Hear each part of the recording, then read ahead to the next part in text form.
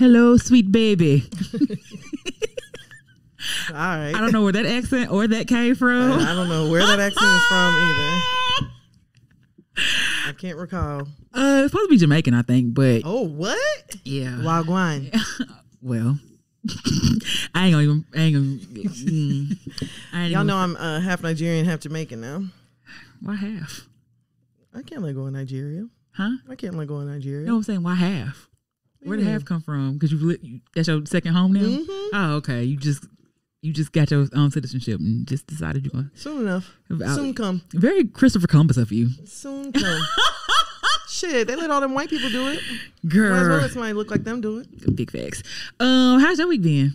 So far, so good. It's going by kind of fast. Can't complain. I know. I think Monday being Memorial Day really fucked me up because I feel like it's just Tuesday. Yeah. But it's not. It is. Yeah, it's Wednesday now. It's Wednesday and tomorrow is Thursday. Well, when you hear this episode, It'll be Friday, but it'll still be fast than a bitch. You know, big facts. Yeah.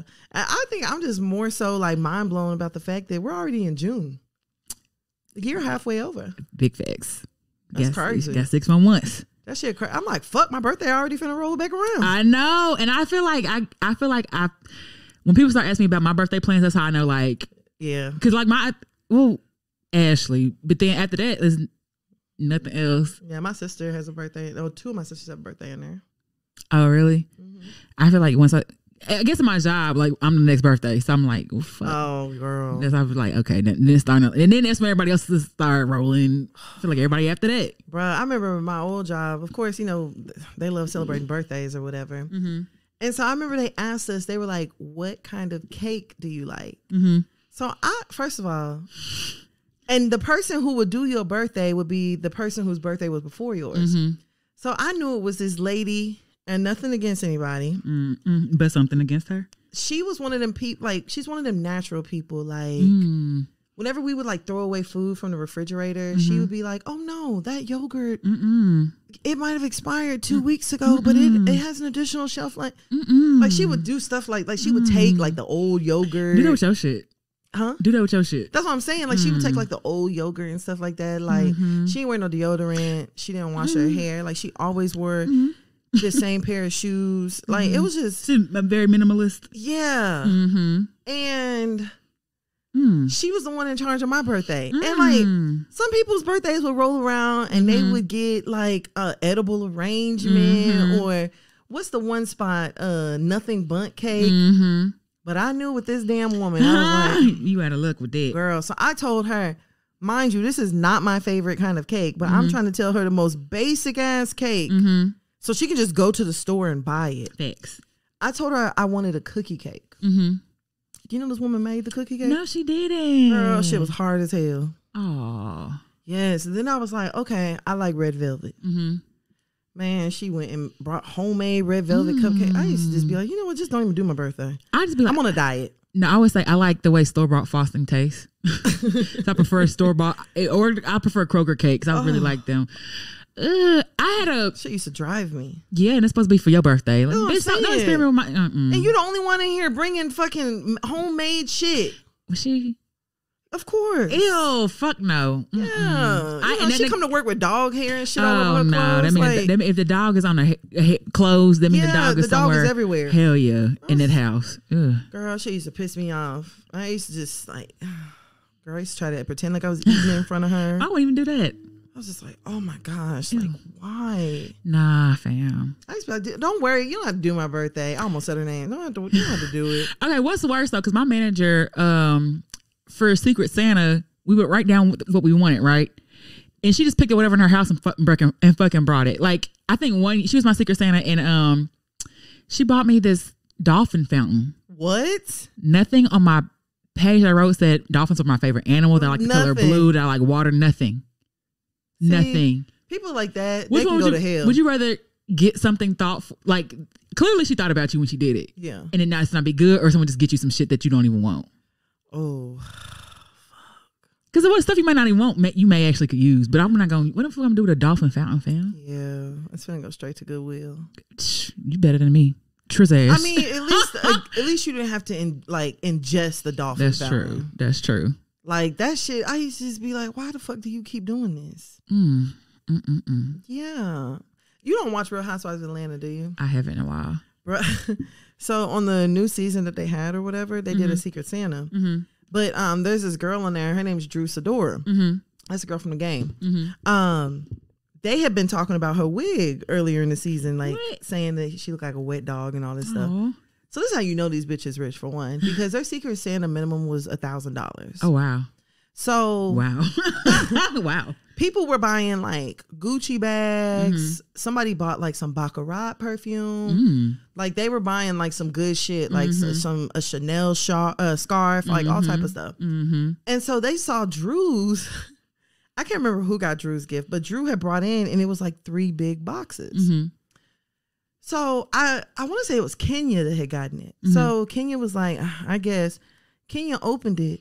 Drew had one of her wigs that they was talking about in one box. Then she had her second wig that they were talking about in another box. Good. And then in the third box, she donated $100 to an animal shelter. Good. And they were like, it had $1,000 minimum. And she was like, those wigs cost $1,000. And girl, they were livid. And they were like, you're so tacky. You don't have any manners. What? Yes. Then they started telling Drew that she didn't need to walk away. She needed to go home with her own gift and not with one of the other gifts that was exchanged. Girl, it was a mess. I get it sound petty though. Bitch, don't be talking about my shit. It was a mess. I think Marlo couldn't be there, but Marlo's gift was literally $1,000 cash. Oh, dang. Like, yeah. And Drew, she was like, I thought my gift was really thoughtful. So she knew they were talking about her wigs. Oh, fuck yeah. They were saying it to her face. Oh, yeah, bitch, get these wigs. Talking shit about me, fuck you. I mean, but I was just like, that is tacky. I mean, it is tacky. I mean, I would have brought them as a gag and had another gift. That's what she said. She's like, it's just a gag gift. Da, da, da, da. But they were like, so, but you didn't bring a real gift with you. Oh. It literally looked like Drew spent more time wrapping it than anything else. Oh, well. And I was just like, you people that do shit like that as Secret Santas, because I actually put thought into like a Secret Santa gift. Like I usually will, whenever we did Secret Santa, I would usually do some sort of electronic. Like one year I did a Google Home. I remember one year I bought like an electric coffee mug. Like I will usually do something like that because Marshall's got a little lit electronic section. You can find something. I think one year I did a how to make your own gin. Like, yeah, I'm like, you people who be doing like that weird shit at damn Secret Santa, just sit this one out. Yeah, it's kind of like there are. I don't know. You just gotta really know the person when you're doing Secret Santa. Like, cause it's some gifts I feel like clothes, you know what I'm saying? Yeah, you can't do that. Or like, you don't know who's gonna draw it. Yeah, but I'm not really good at like that stuff either, especially if I don't know the people. I feel like if you're not good at like giving gift, there's like certain gifts that you can just go ahead and go for, like a blanket. There's not too many people who not gonna appreciate like a nice blanket. A lot of people don't have like a little like throw blanket for their couch. Like, get a blanket or get a gift card. Like, you're really good at gift giving though. I don't know if I am. I just feel like I just be like, what would I want? Like, how many people gonna turn down a Chick-fil-A gift card? Not a one. You know, like that stuff is reasonable. Y'all people that be coming in there with Christmas themed stuff and like all that, like, man, that shit weird. This lady gave it was a Christmas erotica book. It was at a work thing. I'm like, what the fuck is this? You know what I'm saying? Yeah, that shit is weird. I wouldn't even feel comfortable. Yeah, it was very yeah, it probably should have been a write up or something. Yeah. It was weird. My old coworkers, they used to fight over my damn gift. I bet. You give good gifts. I was like, y'all just go get you a little electronic. People buying bobbleheads and stuff like that. Man, that shit is strange. Okay, well, I don't know how we got to Christmas and shit, but y'all be prepared for Christmas. Facts. It's in 6 months. Facts, I'll be ready. Y'all know what day? I just want to get good gifts. I feel you. I don't think I get good gifts from niggas. I haven't gotten a good gift. I think I got one good gift from a nigga, and it was like Valentine's, me and Gucci's dad versus Valentine's Day, and he went all out. And he still could have did more, but he went as out as he can go. Yeah. But like, I just want to have a nigga that get good gifts. It's a lot of G's in there. That give good gifts. Gives good gifts. And it's very thoughtful about that. Because I just hate, I'm not good at like hiding my face. So if it's not something, he gonna know, and I can just like, oh, thank you. He gonna know. But yeah, I think that's one of my. I just want somebody who gives good gifts. I feel you. I think that also takes like, for one, a man has to like care about giving you a good gift. That's true. He got to care about knowing you. Yeah. To give you stuff. Yeah. Yeah.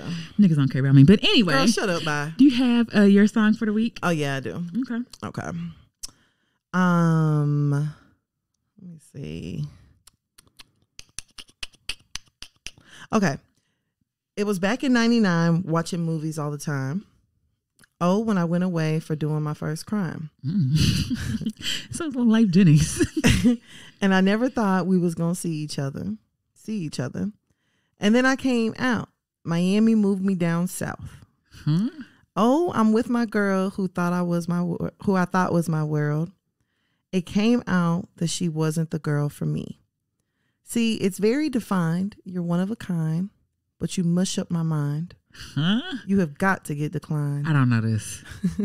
Oh, Lord, my baby is driving me crazy. You're way too beautiful, girl. That's why it'll never work. Sean King said beautiful girl? Yeah. Wow. I would have never gotten that. I didn't know he said none of that stuff. Girl, low-key me either. Wow. I was just trying to skip over the chorus. Beautiful girls what got me there. If I would have said, damn, all these beautiful girls, all they want to do, they only want to do your dirt. They'll have you suicidal. You would have got it there. I would have got that part, yeah. But it was a beautiful girl that saved it. All right. Baby, you've been rolling solo. Time to get down with the team. The grass is greener on the other side, if you know what I mean. I saw you some shit you never seen, the 7 wonders of the world. And I can make you the 8th if you want to be my girl. Oh, I know this. When I say my girl, I don't mean my woman. That ain't my style. You gonna get this. Need a real streetwalker to walk a green mile. We piling up the paper on the dining room table. Cause you're able to realize I'm the truth and not a fable. Fuck, I know this. The freshest stable. Keep that chiller on the rack. What I look like with some $1,000 shit up on my back. I'm $1 million Mac that needed $1 billion bitch.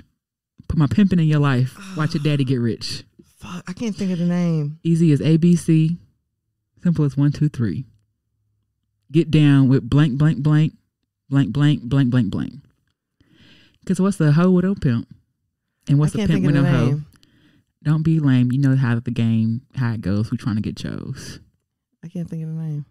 Easy as ABC. Simple as 1, 2, 3. Get down with UGK. Pump C and B, UNB. I knew the lyrics sounded familiar. You know it.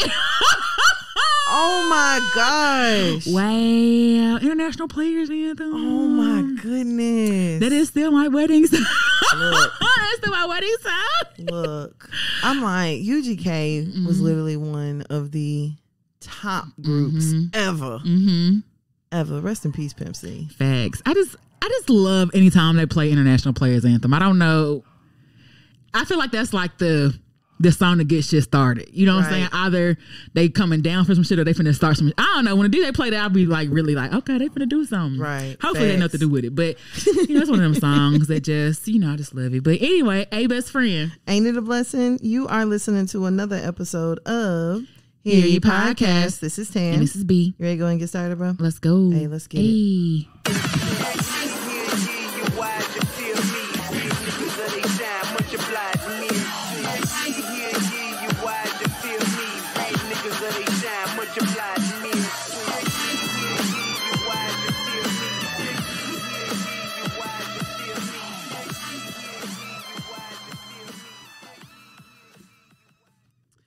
All right, bro. You ready to go and get started in this week with the shit? Let's go. Okay, we're going to start off with, let's do 100 rounds. Okay.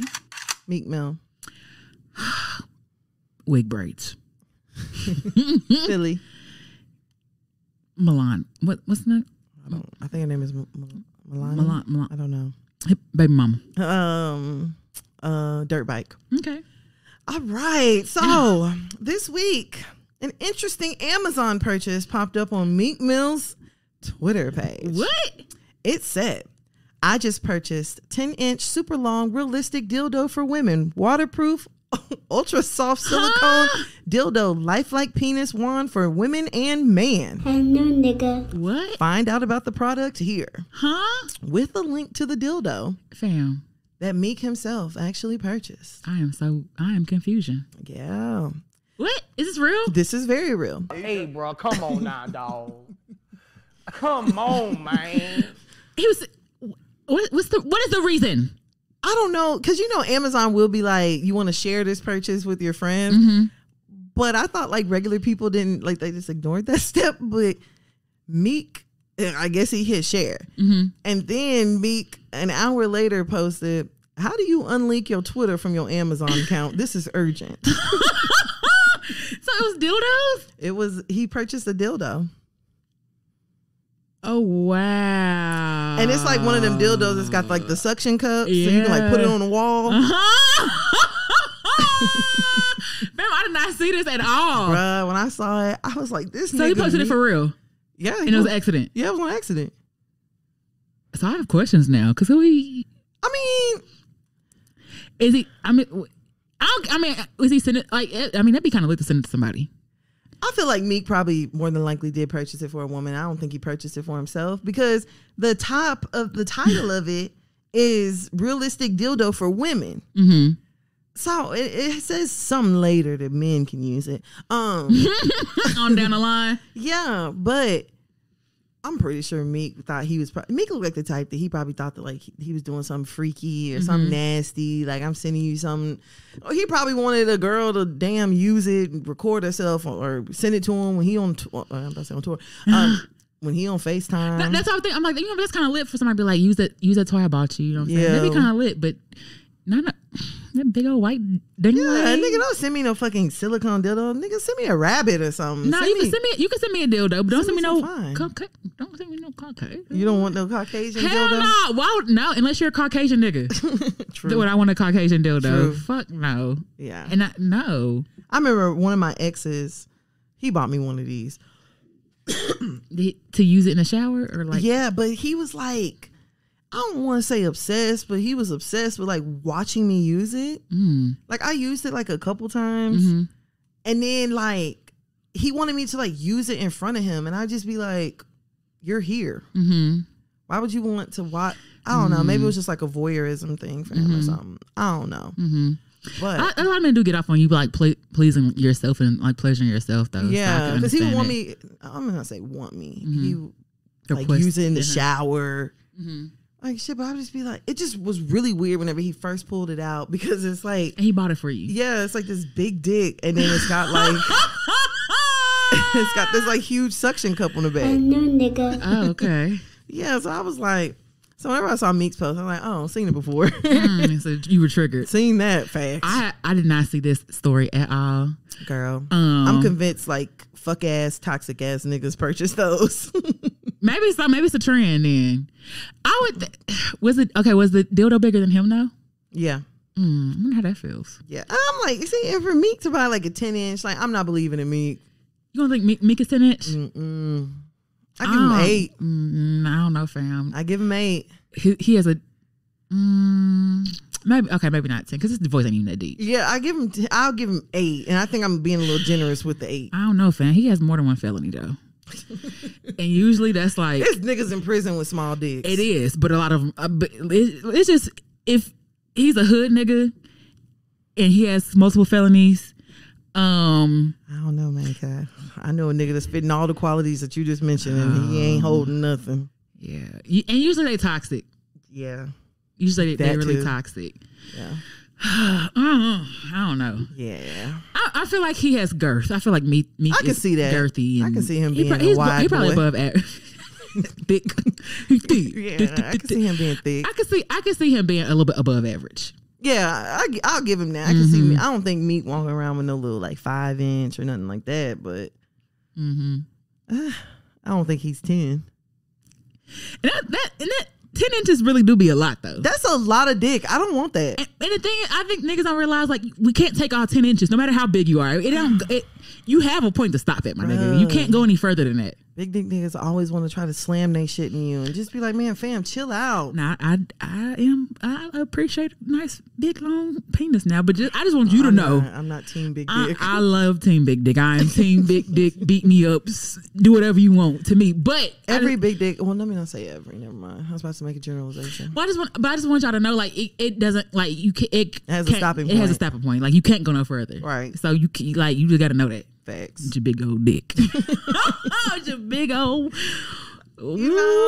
Toddler arm. Girl, bye. I'm just so prepared for like Meek to stop being embarrassing online, because Meek be acting like a nigga who just now seeing the internet. Oh yeah, he still acts institutionalized. Yeah, like girl, like he posted, it's so many coins. Which one do I invest in? And I'm like, but like a month or so ago, Meek was like, how much should I invest in Dogecoin? Man, as soon as Meek jumped in fucking Dogecoin, that shit went down. For real? Hell yeah. That shit dropped like a fucking rock in the ocean. Not the anti-Elon. Girl. What? Yes, when he posted today talking about, it's so many, what should I invest in? People were like, man, please don't tell this nigga nothing. Okay, don't say nothing else to him. Don't say nothing to him, because Meek is just going to make some shit just go completely left. I think it's just in him. Like, Meek is like a corny popular nigga. He is. Like, he cool, but you just gotta know he gonna do some stupid shit. Yeah, he just be borderline dumb. That's probably what it is. Yeah, he just be borderline real dumb. Just like, well, shut up. I did not see that at all. Girl, yes. You couldn't. I feel like nobody on the team know how to do that. Like, that's not a hard thing to do. That's not. Rameek. And why would you share? Yeah, why are you sharing anyway? Yes, maybe it's his first his first Amazon purchase. My nigga, ever? Maybe, you never know. Man, I don't believe there's no one who has not ordered anything from Amazon. I know I believe it. I know there are some, but it's very rare. Yeah. I don't know too many people under 30 who. Meek is over 30, ain't he? Yeah. You can't get past. But if that's the case, then he would have been hit the share button. Why are we just now seeing the 10-inch dildo that you decided to purchase? Like, why wouldn't we see that you purchased a 6-pack of deodorant or something? I don't know. That's that is. Yeah, I was just like, nigga, why would you? Who hit share? And then it's steps to do that. That's what I don't understand. Like, why it don't automatically just link? Yeah, like you had to hit share. Pick where you wanted to share. Maybe he trying some new shit. Maybe you're part of some beta testing that let you automatically share with your friends. But even then, I still don't want everybody to see what I'm purchasing off Amazon. I purchase anything between cups to vibrators. Girl. To lingerie to spaghetti strainers. You don't know what the fuck gonna be on there. Maybe a little bit of everything. Hell yeah. But that's kind of lit though. I would mind sending my nigga some. Like, right, nigga, I probably send some on Amazon. Be like, use it for me. That's pretty, like, that's actually kind of lit. Yeah, if you sent it to me, yeah. But yeah. But I would prefer for it to like be like operated. Like have a battery in it. Yeah. Well, yeah. I don't want no just. Yeah, I don't want to, like, and dildos are cool. I mean, I'm not a dildo person. You said what? I'm not a dildo person. Me either. Like, a dildo don't even have to go in me. Like, I don't have anything really that goes inside of me. Everything is on the outside. Yeah. So I guess it's just knowing what your partner likes too. So I don't know. Facts. But oh well. Yep. But good luck to Meek and good luck to whoever it was ordered for. I'm only slamming my ass into the into the door to the shower so many times, fam. Yeah. Like, I'm gonna get tired. Yeah, it's just like, all right. Yeah, I guess. What are you supposed to do? Sit on it while you take a bath? Like, I don't understand. That don't even that may be more lit though. But like, you ain't gonna be able to see shit. That's what I'm saying. I don't know. It's a lot of logistics to work out. It's a whole lot. Sound like I need somebody else to help me set some shit up here Facts. with that. But okay. Big facts. Okay. All right, let's go ahead and go on over to our next topic. All right. We're gonna do 100 rounds. Bonnets. On my head. Mind your business. Leave me alone. Doesn't matter. Okay. That was easy. So a couple weeks ago, if y'all haven't seen or heard by now, there was a picture of some young ladies at the airport wearing some bonnets. Somebody decided to take a picture of them, post it on the internet, and basically just be like, I'm tired of seeing y'all come outside with these fucking bonnets on. Pretty much. So it started this whole conversation online. There were a few other people other men, which was really interesting to me because it was mostly men that I was seeing, jumping in on this conversation. There were a few other people that came out and they were like, yeah, stop wearing it. Shit's ghetto. It's not presentable. Blah, blah, blah, blah, blah, blah, blah. And then there were also, which I absolutely love. Did you see the thread of men who were like, I'm with y'all? Yes, I reposted it on my Facebook today. I was like, yes, more of this. Yes, one dude had said something like, bring that bonnet over here. And I was like, look. Yes, here I come. Right. I think Fredo Bang was the first person we saw that was just like, man, I love that bonnet. You got, you secure with yourself. Like, fuck it. Da, da, da, da. So anyways, I started this big old conversation online. And this week, Monique actually decided to hop online. And with her sweet little Monique voice. Sweet sisters. Young girl, all that bullshit. Yeah. Mind you, Monique came online to tell women not to wear bonnets in a robe with no bra with on. No bra. And this is the same Monique who don't shave, my nigga. Hello? This is the same Monique who do not shave. Hello. And I just like the nerve of you out here with your titties tittying, which I'm a fan of titties tittying, don't get me wrong, but you over here wanting us to be respectful and be at all times, but you're at home and you're at home. You're at home at homing. Right. It just didn't make no sense for me. It didn't make no sense to me either. And you know what? Like, I'll be honest, I'm not one to wear a bonnet outside. Me neither. But I'm not going to tell nobody else what they should or should not have on their head. That's none of my business. At all. You don't know what somebody's rationale for stepping. I think we talked about this too. Yes. Like, I think even with the school in Houston, like the mom had to go to school to pick up the child or something like that and had a bonnet on and the principal like berated her about stuff. I'm just like, if I'm coming in the middle of my work day or something like that, stuff is going on. Like, facts. I don't know. And it's just like, we are at a never win.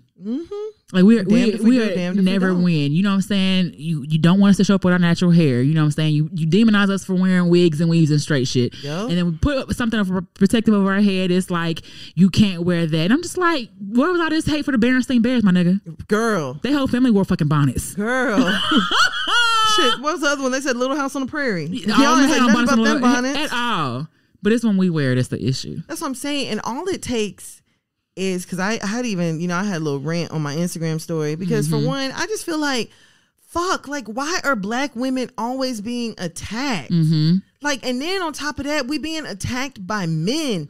Like, nobody says nothing to y'all about your do-rags. At all. Nobody says nothing to y'all about the fucking do-rag line that it leaves behind on your head when you just took it off. Your funky ass brushes y'all be using. Nobody says nothing about your clothes, your shoes.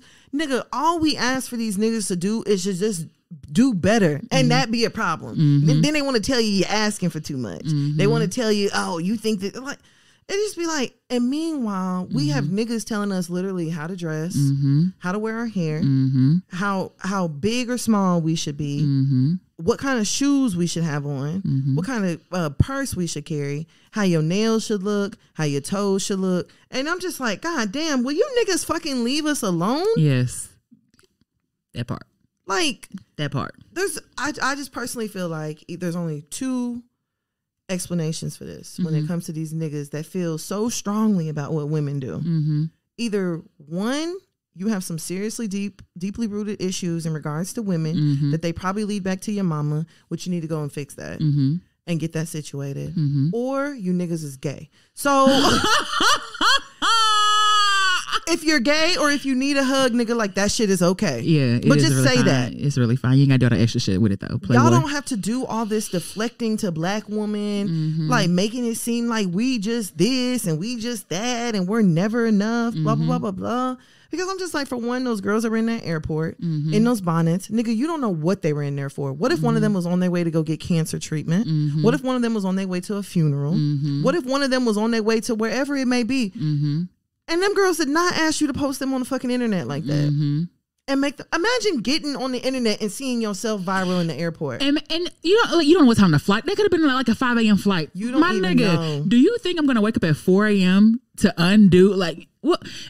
I'm not. But I'm gonna be real comfortable as fuck. Whatever I do, whether it's a scarf, whether it's something else, I'm gonna be comfortable as fuck. That's what I'm gonna do. And like this whole notion, and this is the thing. Like Monique was, I remember this a long time ago. She did an interview and she was like, I always look presentable wherever I was at. And when I was working at Popeye, she would always have a face full of makeup. That's you. Yep. That is you. That's your thing. That what makes you feel good. That's what helps you to do what you want to do. But everybody else don't operate like that. Everybody else don't.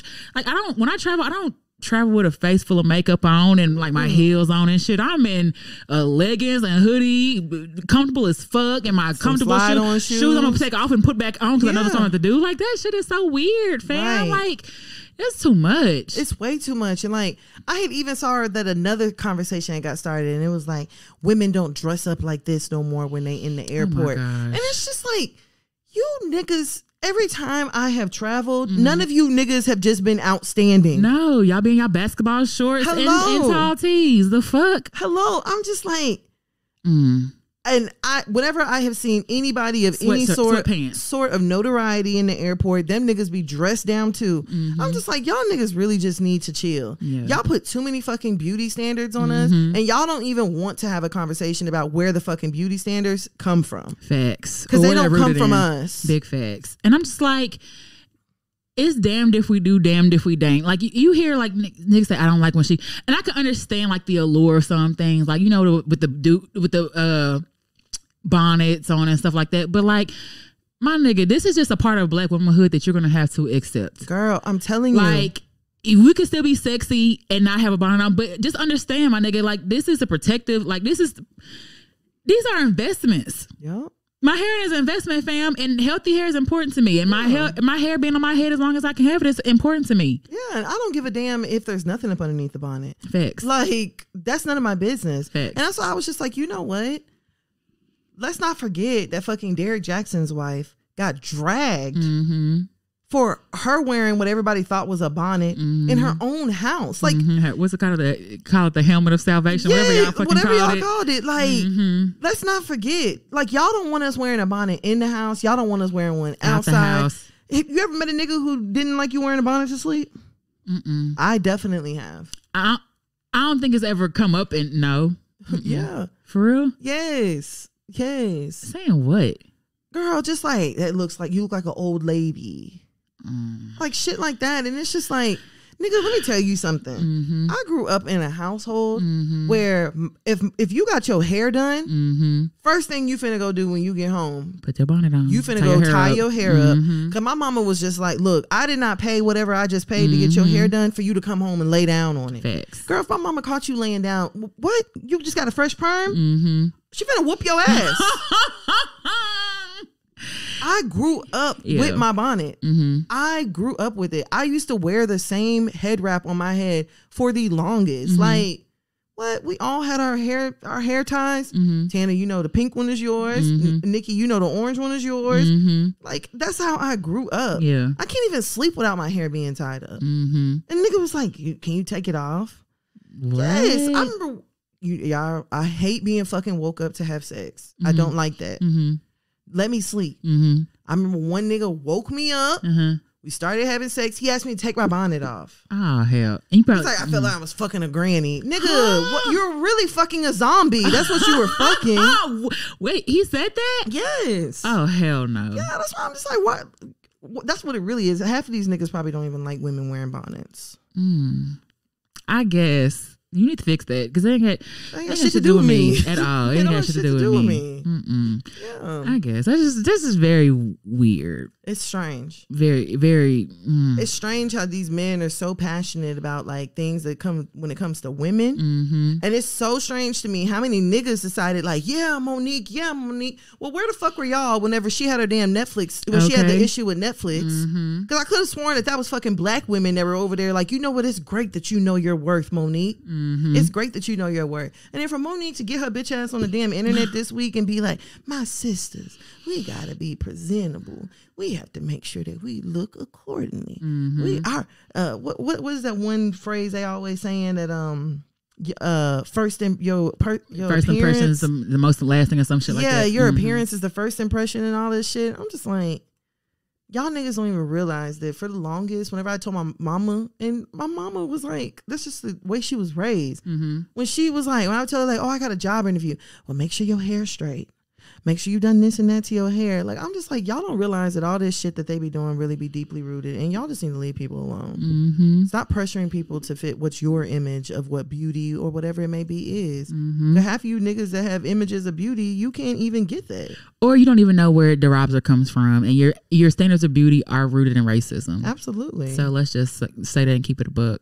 Period. But get out my bonnet, get out my hair. Like, leave me the fuck alone. It's just amazing how much control we give niggas over shit that has nothing to do with us. Absolutely. Nothing to do with them. Girl, men think that they can be better women than women. And if you want to be a bad bitch, that's fine. That's fine. That's fine. Go do you can it. be a bad bitch. But my say nigga. that.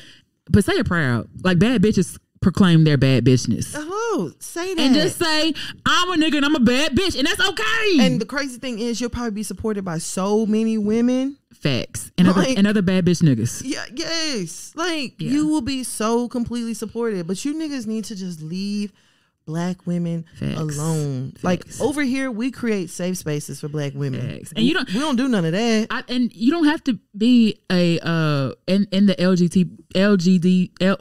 you don't have LG. You don't have to be a part to be a bad bitch. I want to hear you say the rest of the letters. LGBTQIA. No. LGT. No. LGBT. Hold on. LGBTLIQA. What? Oh, LGB. Hold on. LGBI. No. There is an I. It's not there. LGBTQIA. There you go. God damn. You're fucking me up. You do not have to be. You caught me trying to do the first two. Yeah, right. But I'm over here like, oh my gosh. I know it's an I in there. I was like, I know she just finna throw some shit out there. LGBX2. What? LGB times 2? I know my calculus. You don't have to be a part to be a bad bitch, and I think that would really be fucking niggas up because they be thinking, like, if I'm a bad bitch, right? No, you can still be, you can be a bad, but just say that and claim it because you really do want to be a bad bitch. Just leave black women alone, like y'all niggas is really fucking up your soldiers because we the ones that be out there. That part. We the ones that be out there. That part. Fucking Yandy was over there outside the damn goddamn jail that her husband was in getting fucking pepper sprayed for y'all. Yandy Luther King. And then her nigga want to get out of jail and be like, I don't know if I would have done the same for you.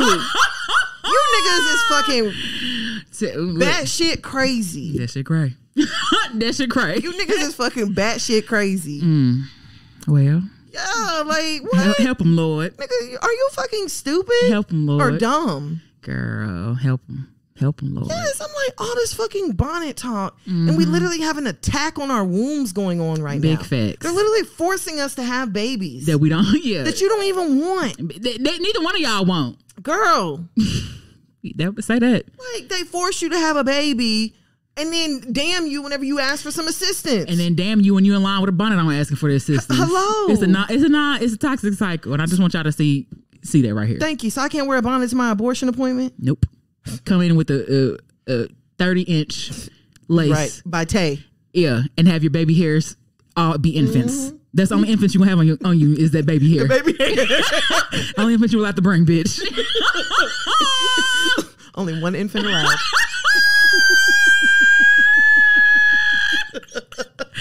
And you better come in here with your makeup done. Absolutely. And I'm just like, I guess I'll be one of the ones to say, like, I did maybe feel some type of way when I seen girls with bonnets when I was younger. You know what I'm saying? Be like, oh, that's so good. But I understand. Shit happens.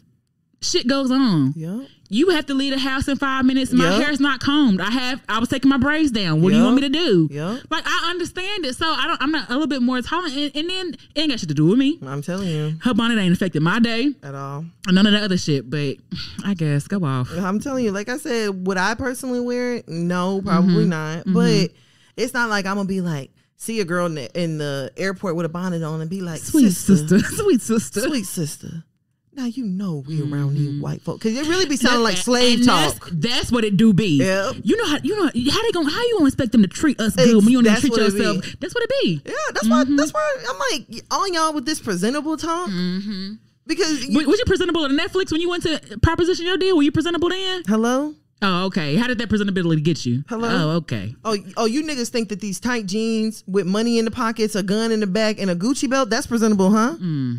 That's real presentable to white folks. The standard is not white beauty. The standard is not these white folks, and the standard is not them people treating us any better. That's not the fucking standard.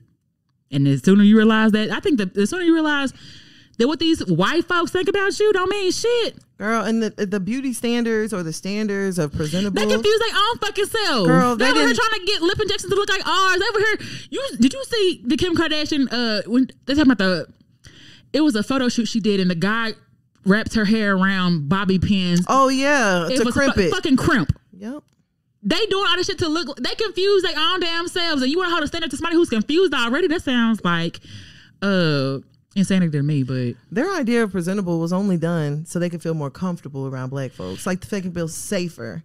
All they doing is all that stuff is based on making safe black people. White people are scared of bold black people. White people are scared of seeing black people that are completely black, proud of their blackness. Blackly black. Like white people get scared of that shit. That's why they want your hair to be straight. That's why they want for you to look like this. That's why they want you to look like that. Talk like this. They want your nails to be like this. You know what I'm saying? Like very Caucasian in tone. Yeah, they want your makeup. Sounds safe. They talk about your lashes. Like oh, nigga, somebody start talking like that around me. I'm a little, nigga, why you talking like that? Hello.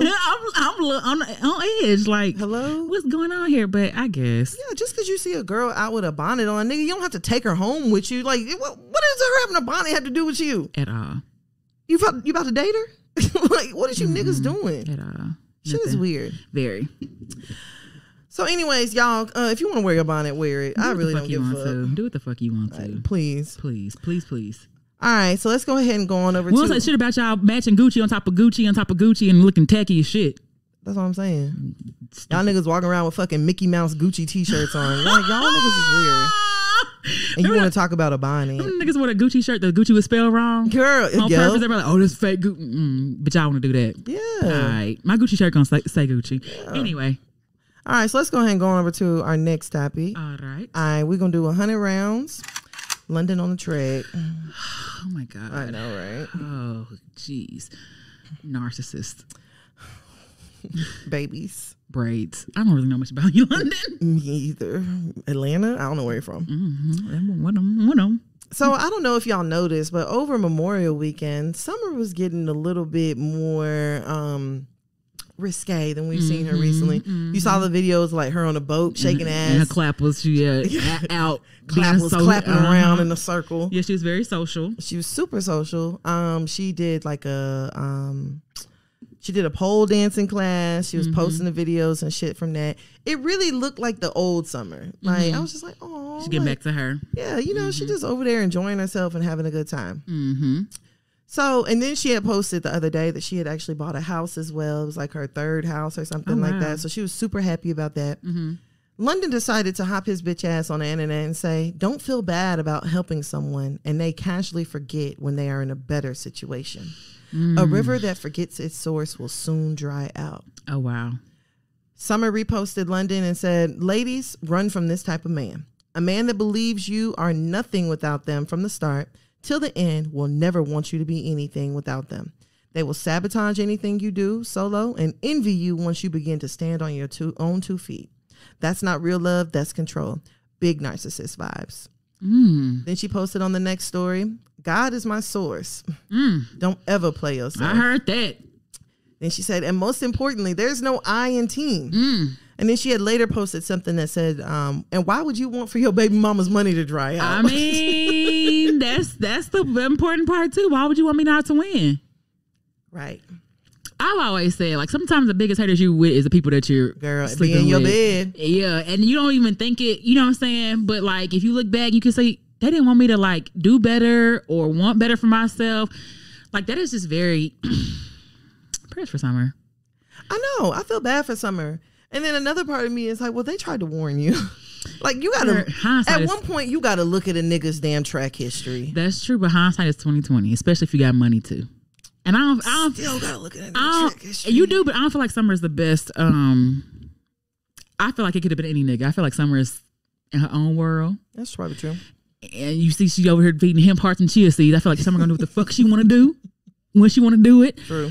But definitely a nigga's track record. But just like, he seems like the perfect narcissist. Absolutely. That will throw shit out there and you read like the gaslighting, and then we'll post. Then he like some shit about not posting stuff to the internet or something like that. Oh, I didn't see that. I could have sworn something. I'm just like, that's that shit. Like but you're purposely throwing shots and slugs. And if I say something or address it, now I'm in the wrong. And now I'm gonna be the problem. Let me find it, because he posted. I was like, oh, that's that bullshit. Because you posted it for a reaction. You posted that for a reason. So I'm guessing she's moved on from. I'm guessing they're not together. They're clearly broken up. Yeah. I mean, especially the way the Summer was out online, and that nigga was probably watching her fucking story, boiling. He was probably watching it, calling her a bad mother. Yeah, saying she a hoe, she be at home with her baby. She a thought she running off all the money. Like this it's a nigga handbook. I'm telling you. I'm pretty sure you niggas have all gotten it probably when the first time you had sex with your babysitter. They gave you the how to be a bitch ass nigga manual, and including is some shit like that, saying that hell yeah, and all the niggas who was had statutory rape done to you, you're a victim, and because you don't know how to channel that, you create other victims by doing shit like that. Yeah, facts. Wow. So I'm just like, is it really necessary? Like, why would you want to wish that on your baby mama? And you can say, I'm not wishing it on her, but like, that's really what you're saying. You want for her to get into a situation to where you feel like she has to come back and beg you. And see, I didn't like that part because, like, you know, is that like a part of me felt like London felt like wanted to create this whole thing with someone where he wrote like, we could be like, you know, I don't know if he said I don't know what the fuck he said, we could be great together. Oh yeah, I told you they were giving me Ike and Tina vibes a long time ago. Yeah, but I could definitely just see him like him turning down stuff for her or purposely sabotaging shit. Oh yeah, I can see that. And I thought it was controlling that the nigga was on tour with her. Nigga, you're a fucking producer. I don't think that's control. I think that's her though, because remember her other dude was on tour. She had Sam in her ass. True. Sam talked to the crowd before she talked to us, and that nigga was right there on her right side. I think that's his name. I don't know, but that nigga was right there. So I think that's a her thing. Oh, maybe. I think that was a her thing. But it just gave me an Ike and Tina vibe. I don't understand like having so much disdain for someone that you claim to love and adore, that you would sabotage or purposely want them to be dependent, or you know what I'm saying? Just I don't get that, and I don't know what that is, but that's crazy to me. I don't even want people that I'm not with to like be doing bad. Facts. Like I don't wish that for nobody I'm not currently with. I want, especially my baby daddy, I want y'all to do good. Okay. I want y'all to do great shit so you can come get these great ass kids. Facts. But I just don't understand that like this whole. But if a nigga treats every baby mama he has trash, like. Come on. Like, the nigga, like, come on. The common denominator here is the nigga. You cannot tell me that every single woman that you have decided to have a baby with is the exact same. Mm-hmm. They're not. Love or not, you can't convince me of that. Like, nigga, you're the problem. The common. Oh, this was talking down on somebody you know to the internet is not respectable. Don't care who it is. He retweeted that. Okay. And what the fuck did you do? Hello? But you did it in a way that's, it's a quote. No, nigga, you know what you was doing. You know exactly what you were doing. Nah, I don't like no niggas like that either. Girl, I don't either. Like nigga, throw rocks and hide their hand. Why are you even saying anything to the internet? Nigga, you have my phone, and if you blocked, you better send a fucking Harry Potter owl or something over here. God damn, send an email, do something. Do anything but hop on fucking Twitter, Instagram, and start spilling out your heart. Like, nigga, that shit is strange to me. It really is. That shit is really weird. It's strange behavior. It's very, very, very strange. Man, they just don't make real niggas no more. Real niggas are just far and few between. It's a damn shame, y'all. I don't even know what to say to that. When the new niggas getting delivered? Girl. Well, as soon as they sign this 6-week ban, so they'll be, I don't know. I don't know. I don't know. I'm just like so... It's wicked out here. I just really have to watch what I say about niggas, because I'm just tired of it, and I feel like me saying niggas ain't shit just keep making niggas shit, because I'm not gonna say that no more right now. You're great. I'm not. These niggas are amazing. You guys are beautiful creatures. You are respectable. You are the perfect example of a man. A shining beacon for the rest of the youth to follow. Absolutely. You guys are amazing protectors and providers, with logic and sense and good sense. You have great sex and full of money. You're wealthy. You are. You are wealthy, you are healthy, you are rich, you are not that bitch. Okay. You are a real nigga. I don't know what else I need to do. Like, let's do nigga affirmations. Girl, gonna have to. We have to just do a podcast with nigga affirmations. Absolutely. And put it on when you sleep after you take the Remy and the perks when you coming down, and just play this nigga affirmation. You are a provider. Okay. You are not a bitch ass nigga. Okay. You are a king. A king. You are the king of your castle. You are the king of your castle. Everything you touch turns to gold. You are that nigga. And literally everything you niggas touch fucking rocks.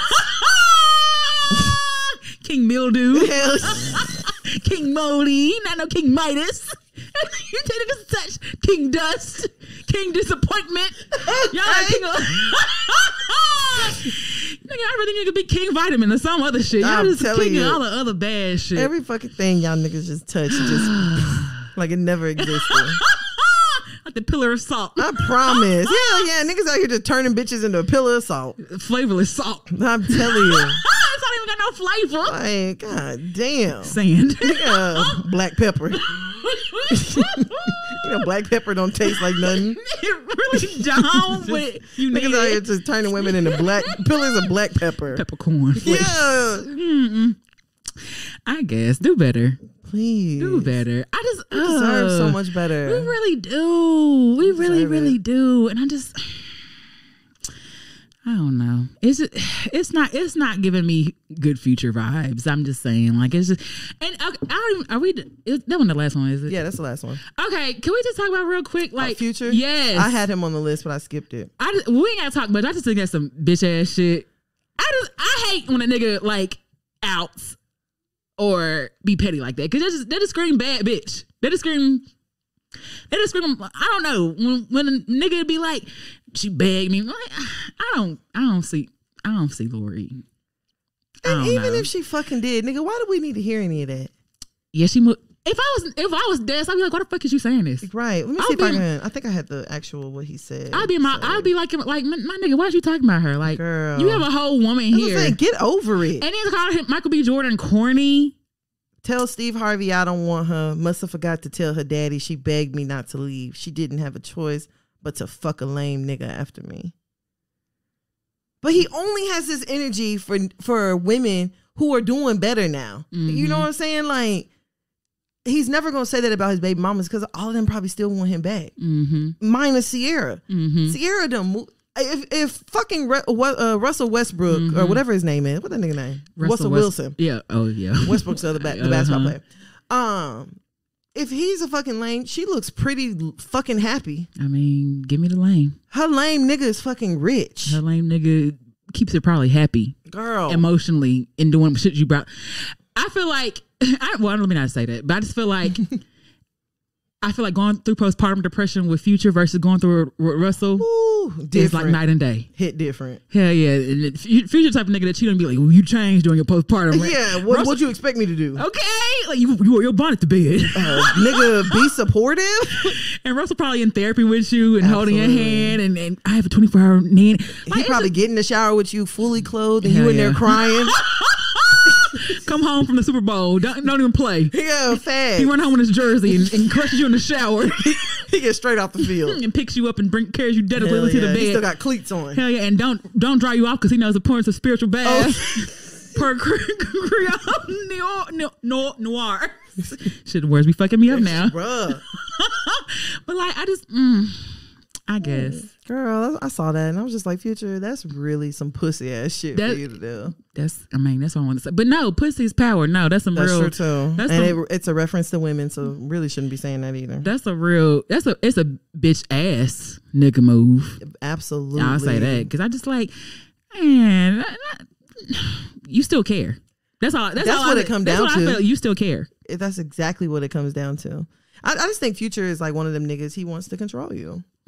He wants to control you. He wants to control you with gifts and things like that. You know, like, I'm gonna do whatever the fuck I want to do, but here go a watch. Well, I hope I hope she prospers before she drops a nigga. I hope so too. I hope she doesn't get pregnant. I hope so too. And I hope she leaves that nigga. Absolutely. And I want her to do a remix to what's this what's one of his big songs?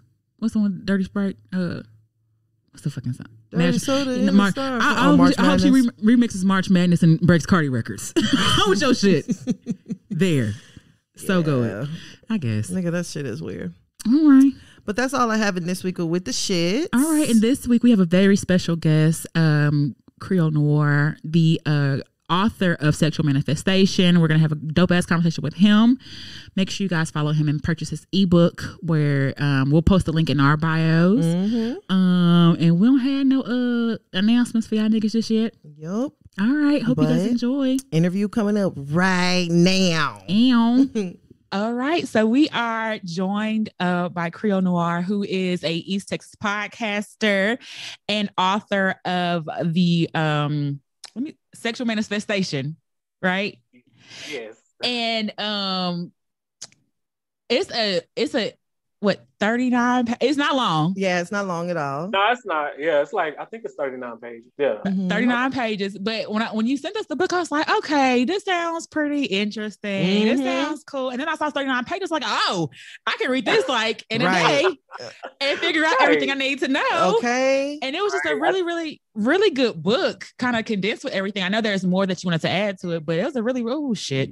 Okay. Sorry, broke a rule. We have a rule on the podcast, which I didn't even get a chance to tell you. If your phone goes off and we can hear, you have to read your text message. So mine went off. I ain't put it on mute. So Creole Noir, you might want to put your phone on silent. Okay. Hold on. He said, hold on. So this is just a text message from my stepmom. It says, hey, you have a letter that looks like a check. They came to our address. You want me to drop it in the mail to you? Okay. My bad. That's it. Ain't it? So y'all don't even get no nasty ass text messages to read. It don't even matter. I mean, after our conversation today, you might be able to manifest getting them nasty text messages. Yes. Okay. That part. So tell us a little bit about Sexual Manifestation and kind of like how you kind of got into writing about this and all that good stuff. Right. And a little bit about you. Thanks. Okay. Well, I'll start with me. A little bit about me. I'm an Aries, you know, from East Texas. East Texas, baby. What part of East Texas? Because every time Tyler? Uh-huh. Okay, I lived in Athens. I lived in Malakoff. So people who only live out there know where that is. But if you don't live out there, Tyler is like it, and then everything else is far east. So okay. Tyler, Texas. Yeah, Tyler, Texas. What else? I just love to, just live life, I actually came up with sex manifestation because to me, it's a lifestyle. Like, it was like years of, I would say, situations, years of situations. And I felt like a lot of the stuff that I learned, whether I read upon it or learned on my own, I feel like other people should know about it, And that's what kind of pushed me to write it. I'm not gonna lie to y'all. When I first started, I would tell people about it before I started writing it, and they would be like, "I don't know about that." Everybody gets scared. They think everything is voodoo now. I'm like, it's not voodoo. Like, even though there's nothing wrong with that. Like that's our ancestral. That's what they did. So, but I was like, I just want to create something simple, and something easy and. I wanted to give a lot of detail so, everybody will have a better understanding of what to do and how to do it or whatever. Right. But, baby, I did some nasty stuff. I'm here for it. Wait, nasty, is it good or bad? Let me know, shit, because I'm nosy. Oh, girl. Experience. When I tell you experience, but it was worth it. Okay, experience is the best teacher. Big facts. Yes. So how did you get to realize, I guess, the power? Because in the book, it talks a lot about how your frequencies and things like that. How did you figure out like how much power there is behind sex and like all that stuff? Because you talk also about like how people like play with it and what I'm saying, stuff like that. So how did you kind of hone in on just how powerful it can be? Well, I mean, when I was younger, I was always like, it was never taboo to me. I kind of knew what everything was without actually knowing, at a young age. So as I got older, it was like, it was, cause to me it was normal, but everybody else like, why are you talking about sex? Like, I'm like, why not? Like, I thought it was natural. And then Mm-hmm. I grew up in a family with, like, my mom has 5 kids. So Mm-hmm. She 3 was girls, 2 86. boys. Mm-hmm. Maybe she was getting it in. She was getting it in. Mm-hmm. So I kind of felt, I was like, well, it has to be more to it than just open your legs and, Mm-hmm. and having kids. So Mm-hmm. I started reading up about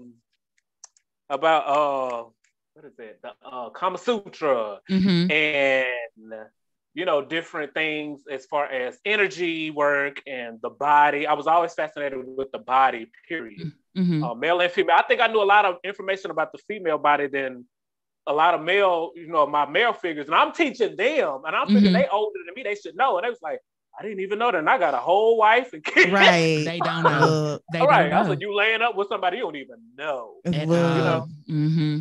So I was just always fascinated about it. So, it just made it more easier for me, to write the book. Mm-hmm. And a lot of people don't realize the energy behind sex. It's like, it's more than just making kids. Like man, it's crazy. Like the certain stuff I was talking about in the book, like after you do it for so long, you can feel it all over your body. And it scared me at first. Nah. I was like, wait a minute, like it kind of scared me, but I figured out what to do with it. I figured out how to harness it and put it, toward my goal. And baby, I started manifesting shit. I manifested my first car, house. Come on, baby, and it's still going. Look. Yeah, I was 24 when I manifested my house and my car at the same time. I bullshit you not. Wow. At the same time. But that's when I did the threesome ritual, the threesome thing, and what I talk about in the book. Oh yeah. Yeah, because it wasn't just me. Everybody that participated got something. Wow. So we're gonna get into that. Yeah, because I definitely want to talk more about that aspect. And for someone who probably never had we always say, like, even if it's two dudes, that's still a threesome. But people call it a train, so I don't. Childish people. It's a threesome. Yes, it's a threesome. But I definitely want to talk more about that. But just I actually pulled some quotes. I hope y'all mind. From the book. So it was saying, like, when you have negative emotions, you vibrate on a low frequency, and positive emotions vibrate on a high frequency.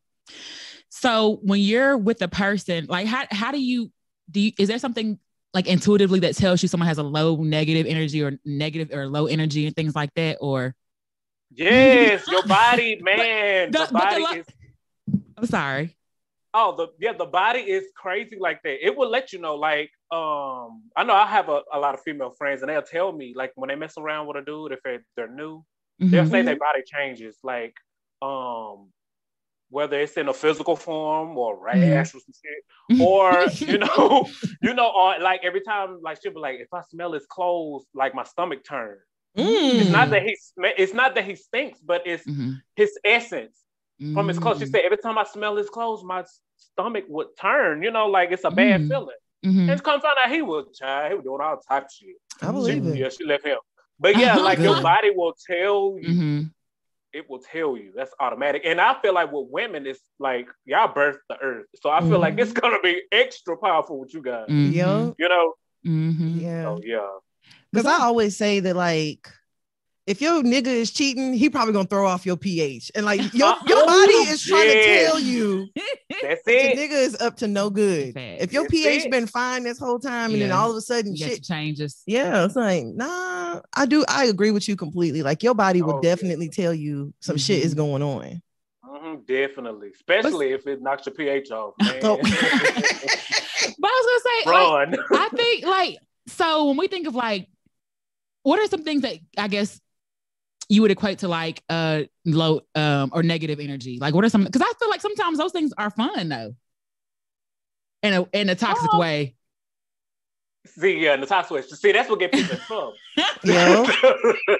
Some people are addicted to toxic situations, and your brain will trick you to be addicted to it. People are addicted to stress.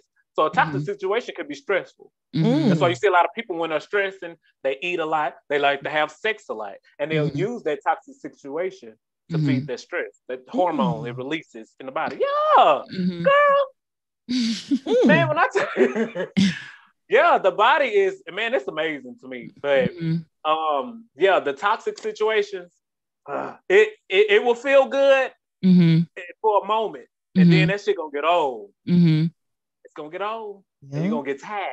Not tired, tired. You gonna get tired. Facts. Yeah. No, for real. So what I love about the book is that like you split it up into like 3 sections. So it's like about manifesting through your orgasms, like whenever you by yourself, you know, with a partner, and then of course with the menage a trois, aka threesome, which I like that you put the definition of menage a trois, like what it literally means. Right.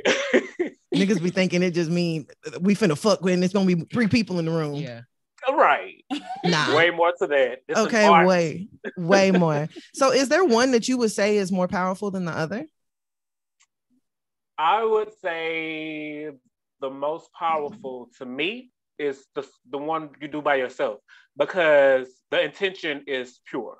You don't know anyone else's intention unless you really know that person. You know, if even if it's you and your husband, if his intention is not on the same as yours, then it kind of throws it off. He might be a little, negative about it. So I don't really know if this shit gonna work or this, that, and third. Just a little thought like that will knock everything off. But I say when you masturbate by yourself, baby, please. Okay. ain't nothing like self-love, baby. Girl, that's the most powerful. That's the most powerful. And see, I would feel that would be the most powerful too, unless your partner is kind of like equally. So how do you feel like you can get your person to kind of not believe what you believe, but believe what you believe as far as this, you know what I'm saying? Because you these niggas, they be just yeah. So how do you? But there are ways. Okay, so what's some of the ways then? What are some of the ways? He gotta see.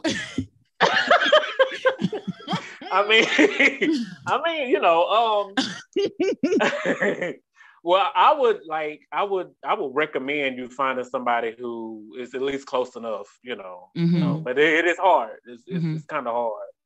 People are being more open-minded now, but still, you still have those that are like, yeah, I don't know. But I will say this: if a man want it bad enough, and that's facts. Okay. If a man want it bad enough, he don't care. He gonna call off work. He gonna turn shit around, baby. He gonna turn shit around, and he gonna do. Y'all know. Okay, whatever she want me to do. Okay. Telling you, whatever baby, I don't care, baby. Whatever, I'll do anything for you. Okay. Facts, big facts. So do you think it's possible to manifest with the partner, but only one of you is manifesting, if that makes sense? Yeah. And the reason that happens a lot of times is one person is doing more work than the other.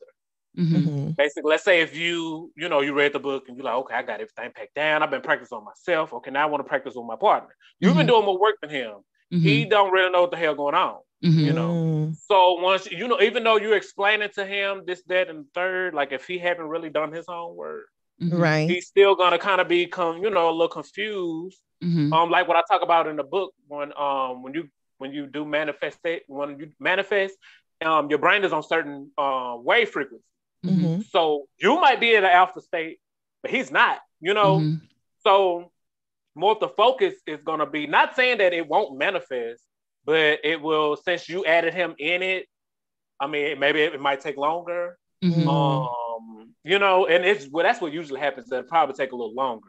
But let's say if y'all both are doing the work, y'all both read it or whatever, and he's like, "Oh, baby, I'm ready." If he's more excited than you, go on get that work in. When he got the whole set up in the bedroom, he ready, girl. You better. Look, no, for real. Because I definitely sent your book to my little boo, and he was like, "Shit, well, what we got to do to manifest $1 million, baby?" And I was like, "Look, you better get to reading, because according to Creole Noir, you need to hit that G spot, and I need to be manifesting whatever I'm trying to manifest." Thank you. And the thing with money, this is the tricky part, because that's the first thing people go for. They want that green, baby. When you want money, a lot of people go high. That's the high. They'll go for $1 million. It don't work that way. It's like I mean, that's how I started. Like I was, oh shit, I want $1 billion. Like, you know, it's like going to the gym and you haven't, you know, lifted weights or bench press nothing in your life, and you try to say, oh, I'm gonna bench press 500 pounds. You know how that's gonna work out, right? So it's like a muscle. You have to contract it. You have to work it out. So you start off with minimum, you know, just say, well, I got 10 G's, and, you know, put up. I want 20, 30. You know, you start off with what you don't have already, but at a reasonable level. Once you get that, oh shit, I'm gonna double. You know, then you work your way up. And once you get to about 100,000, oh, it's gonna be easy after that. That's the work. That's the hardest part, trying to get to 100,000. Shit, man. But yeah, you have to work it like a muscle. That makes sense. What are some other things that people may not think to manifest that would be really good to manifest sexually? Because, you know, question. Money is one, but, you know, I think where I am, I'm ready for like a romantic thing. So I don't think I should be manifesting romantic with a partner I'm not romantic with, right? Or true. Myself. That's true. Right. I feel like the greatest love manifestation is self-love. Okay. So you know, beat that mat, the cat. Okay. Like a car floor mat. Okay, got you. I can do that. Like that's the that's the strongest love. You know what I'm saying? Like once you at that point with yourself, not saying that you aren't, you know, that you're not, but once you get to that point where you feel like, oh, you know, shit, it's not a selfish thing. A lot of people, they're connected with being selfish. Oh, you just think about yourself. You just self. No, I can't think about nobody else if I'm not taking care of myself. How am I gonna take care of somebody else? Right. You know, how am I manifest? Oh, I want this person, but I'm not even matched up with that person that I want. You know, so that's self-love. That's the strongest, because I feel like once you get that, everything else comes with it. The money, the man. True. You know what I'm saying? And that's how it was with me. You know. So did you feel like when you manifested, well, I know you said that with your house and your car, it was part of a menage and things like that. What are some other things that you feel like have come from manifesting that you just know, like, I manifested, like there's no other explanation? And it may not even be like material things. Yeah, okay. Besides material things, yeah. Happiness. Like I can see that within my friendships, within my family. A lot of people are not happy with their life, and I don't like want to go around and be like, "Oh, girl, I'm just so happy." Like if I do it, I kind of feel like people, you know, side eyeing me, like, "Everybody ain't able." You know, I don't got time for the negative. You know, but I could see that even with my friends, like, you know, I'll send them like energy, like every day. I'll send them, you know, things to. I will picture my friends manifesting shit before I will. Yeah, that works too, you know, and I feel like, to me, I feel like if my friends aren't happy, then shit, I'm not, you know, they're a big part of my circle. So I'm going to feel some type of way too. So yeah, happiness is one thing. Gratitude, you know, being grateful for everything. I feel like that's another thing too. A lot of people just not grateful. They won't, but they not grateful for what they have. Oh, I want another car. You want another car? You already have one. You're not grateful for the one you have. Like, be thankful that it's taking you to your job, making, you know, helping you pay your bills, you know, to afford the car. A lot of people not grateful. Open up your heart chakra. Have some gratitude. You know, I love that. I love that. It's just the little things. Even the little things. This is what I do too every day. Like in the morning, like if I ride around town, if I see the people that are like people that are like that do road work, or that fix on light poles, and I picture I picture golden ore around them, telling them thank you for everything. You know, if it wasn't for y'all, the lights won't be on, if the roads won't be fixed. Gratitude, you know what I'm saying? Like it's just the little things. That's what counts, you know. And I get blessings every day, so I heard that. Something working. Come on, something working. Come on. And I know too, sometimes like the word manifestation may throw people off because you when I think of manifestation, I think you have to be super disciplined. I think you have to be super quiet. You think you have to be super focused and things like that. So kind of what does manifestation mean to you? And like, how is someone who maybe not be experienced with manifesting, it maybe even start just like generally, you know, run the basics? Okay, well, I'm gonna just say this. My cousin said the same thing. She said the reason why the word manifestation knocks off because it got the word man in it. I mean, I was like, girl, cousin. only you. But I mean, you know, when you think of a man, it's kind of like that's like the stuff they do, you know. But, you know, but nigga, come build this house. Okay.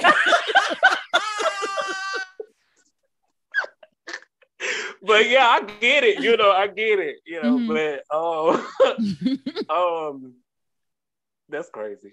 But yeah, like you know, it's Carla, can you read that question to me again? Because that threw me off. Oh, I was like, sorry. I guess, like how would you start about like what's the basics of manifestation, or how would you go about just starting manifesting? Okay. I would say starting off the basics. I would say work on the mental process. Because everything starts there, you know. The mind is real powerful.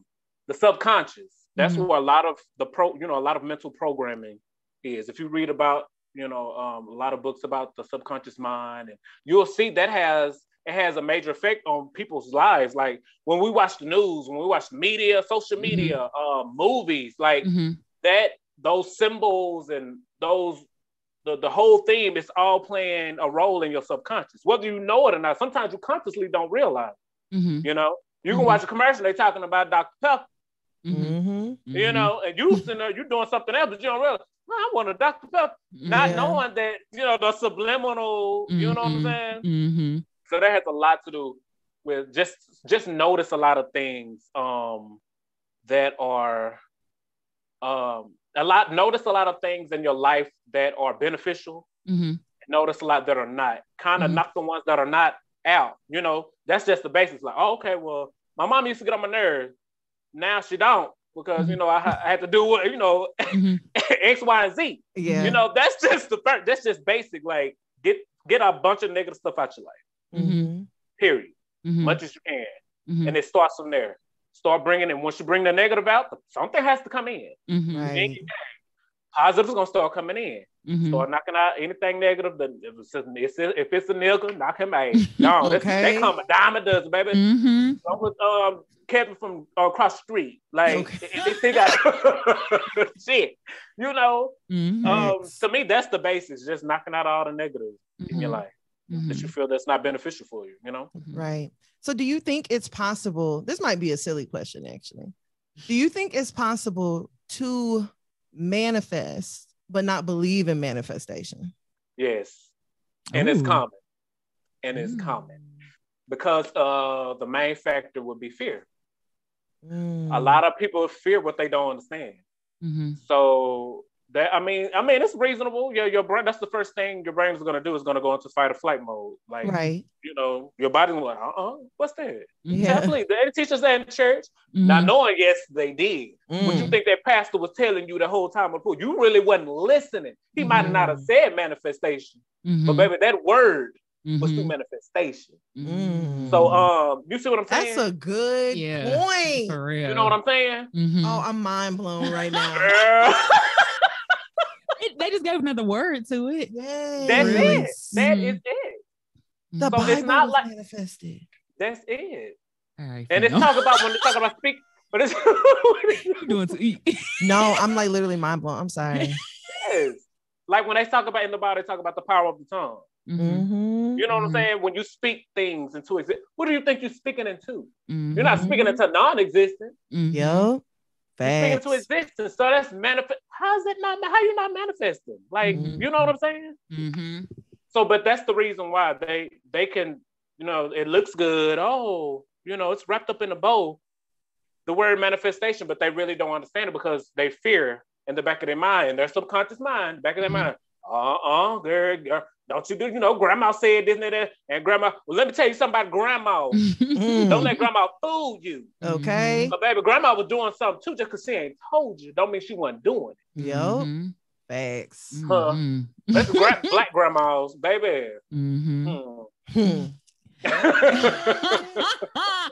So I also like remember you saying something about, like getting rid of like old partners and old spirits and things like that. Can you touch a little bit on the importance of that? Because I think that's some of the, I don't want to say I got some old bodies on me, but sometimes I do feel like I got bodies. She got some old bones. Yeah, I feel like I got some. So yeah, I feel not like some bones. I feel like it's the spirits of old niggas past that still be lurking around sometimes. Bruh, they will. And that's possible too, because like it's like a stench, left on. It's like an imprint left on you. Especially if you've been messing around with a person for so long and you've emotional attachment. That's what gets it. Especially if you're strongly emotionally attached to that person and something goes wrong and y'all not together anymore. If that dude had a lot of negative stuff going on, even if you got over him and you start moving up in life or whatever, sometimes that negative, that it's like that spiritual debris, that's what I call it. It still lingers, and sometimes that's why a lot of people go into sage and stuff now, because it does help, when you sage your aura. And but I love the spiritual baths. When you take your spiritual baths, that's like, it's a baptism basically. You see what I'm saying? Yep. So it ain't nothing to be scared of. Yeah. It's just it's like a self baptism basically. Yeah. And that's like one of the best things to do, because baby, that energy does linger. It really does. It really does. And with the spiritual bath, I thought something I never thought about that you had put in there, and I don't want to give away too much from the book, of course, but you said do not use a towel. Yes. You have to air dry. I had never been told that before. Really? So imagine doing a spiritual bath and then you go use a towel. You done undid everything that you just you wiped off most of the the cleansing. Yeah, you actually just wiped off everything that you pictured and all in your aura. You basically washed it off. You wiped it off with the towel. That's what I was told. I think that was my great grandmother who told me. It was either her or my aunt. Well, she told me when after you get out, don't use a towel because you're gonna wipe away all the good juju. That's what she told. You're gonna wipe away the good juju. So she said you have to let it air dry. And then she said you moisturize after air dry. Okay. So that's what taught me that. Yeah, I was like, I never thought about this. Yeah. That's why it's important to like know stuff before you just get into doing it, because you can really mess yourself up. Like when you talk about the sage, a lot of people don't know that you're supposed to open your windows, that you're supposed to like replace it, because sage clears both good and bad. You know what I'm saying? Right. So you're supposed to put the good, but people don't know that. They just over here saging their house and not really knowing. Yeah, demon just running in circles in the house. I'm not amok. So all of this stuff is just like, you have to really, really be careful when embarking upon something like this, because you don't want to open yourself up to the wrong things and be receptive to the wrong things and stuff like that. So what are some other things to help build up your good energy or your good frequency and things like that? I know you said like, and then you mentioned some things, that you that things that make you feel good, but what are some things that people can do to maybe increase that frequency, that high frequency that you were talking about in the book? Well, I know I mentioned one in the book about the I don't want to say too much. I know. I'm over here like, I got a couple questions. Okay. Let me see. Okay, y'all read the part when I talked about the golden light technique, right? Okay, that's one thing I do every time I wake up. Like that's like, man, that's one of the most, that's the one I use all the time, and it works. Like it works. For the ones who haven't read the book, right? You're gonna have to read it.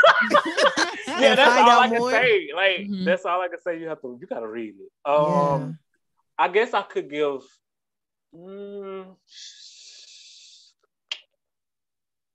Yeah, you gotta read it. I'm sorry. Because if I say another technique, I'm gonna end up talking about the the book too. Yeah. So yeah, it all works hand in hand. I love it. So of course we're still gonna stick on the theme and not giving away too much, but there was one part that you talked about, empathy, which really stuck out to me because I'm an empath myself. And so I've noticed that whenever I have had sex with people who are empaths also, our sex has hit like another level. So like, what would you say is like the importance of empathy being present, like during any kind of sexual encounter? You're saying like if that other person is on the same level as you? Yeah, or just like empathy, period. Like an empath having sex with somebody who is not empathetic. Like I felt like whenever I did have sex with somebody who was an empath also, it's like another realm was opened up. Like it was intense. Yeah, it was intense. And the reason for that is because when you think of empathy, it deals with emotion, right? And that's one of the key ingredients when it comes to manifestation. Your emotion behind, well, I talk about in the book, your emotion behind that, whatever the intention is, that's that's the gas to the car. Right. You know, you can't drive without no gas. Facts. You know, you can't. You know, when people try to manifest something and they don't put no emotion into it, it's a dead. You know, it's just dead. So that makes sense with you. You know, being an empath and that other person. Yeah, y'all both on the same level. Hell yeah, y'all gonna open all type of shit. Okay. You know what I'm saying? Big face. Yeah, I'll be like, shit, I feel like I don't enter the alternate universe. You probably have. In fact, probably did. For real. It's possible, you know? For real. So as far as if you're a strong empath and you deal with a person who may not be on that level, it can still work, you know. You would just have to realize at the moment when you're doing your thing, what are you feeling at the moment? Are you feeling blissful? Are you feeling joyful? Are you feeling like, okay, this can work? Or are you feeling horrified? Right. You feeling scared, like something ain't right, then that's something telling you, you better get off of him, girl. Something ain't right. You know what I'm saying? That's a fact. Get on that. If your left titty get the jig, nigga, something ain't right. No, for real. You better listen. So that's the thing with being an empath. You're an empath for a reason. So if you're feeling something probably off of him. Yep. That's probably that spiritual debris trying to ease up in there. Come on. Stop it at the door. I'm telling you. Stop it at the door. I'm telling you, I've definitely had sex with a dude before and like in the moment been like, nah, this nigga ain't no good. Really? Yeah. And that's your baby, the power of the the power baby, the power of the pussy don't play. I'm telling you. Is that kind of like the same thing as like being with someone and being like turned off in the moment? I would imagine. Yeah, it's actually like, because you're having that feeling for a reason. You know what I'm saying? If this whole time you was like, I'm feeling this dude, this and that, then once y'all become sexually intimate, all of a sudden it's like a big block or like, that feeling, you having that feeling for a reason. It just come out of nowhere just for nothing. Right. You know, and it could be your intuition, you know? Facts. Can you achieve how does it work if your partner's unable to make you come? Because there's a lot of things, like a lot of women aren't coming. And so that emoji. And that's like, that's majority of the problem now, you know. And reason that being because a lot of men just don't know how to fuck. Yep. They learn from Pornhub. X video. You know, that's how they learn. Like, and that's the problem. They think, just getting up, beat it up. That's, you know, No, nigga. No. It's not how this works. That's not how any of this works. I would tell a lot of people that are in relationships already, you have to school him. You have to show him what makes you work, you know, because only you know, he don't know. Yep. You know, so even though tell him, look, pull your ego to the side, you know what I'm saying? You thought you was doing it, you ain't. You ain't. You ain't even reach the peak. Okay. Like you ain't even close. Okay. You know, you barely knocking on the door. You know, so shit. I've been in there 5 minutes. Was really? Have you? Hell, I've been what you mean? Oh, I'm crying. You know what I'm saying? Like, you have to teach him, because if you don't teach him, Pornhub gonna teach him. Period. Yeah. You want a Pornhub talk, nigga? Nah. I'm okay. If you ain't teaching a baby, Pornhub teaching. Pornhub doing a horrible fucking job. Man, you ain't and that's lying. That's in the straight and gay community. Baby, they're doing a horrible fucking job. Horrible.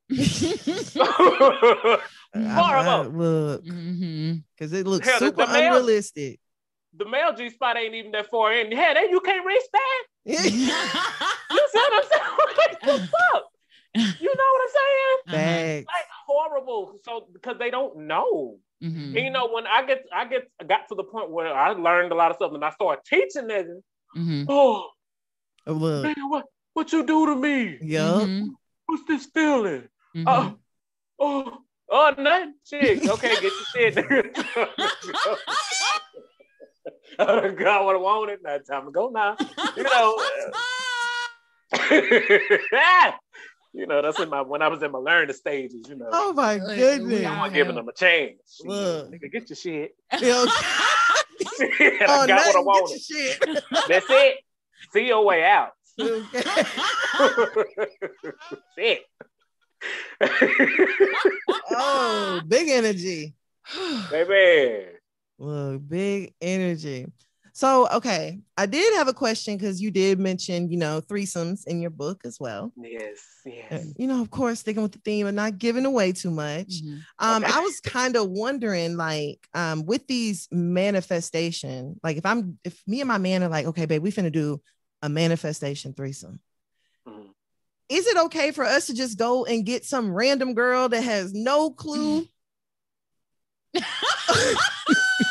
Ooh. Or is it better that we get somebody and like we have a conversation with her and tell her like, or him? Right.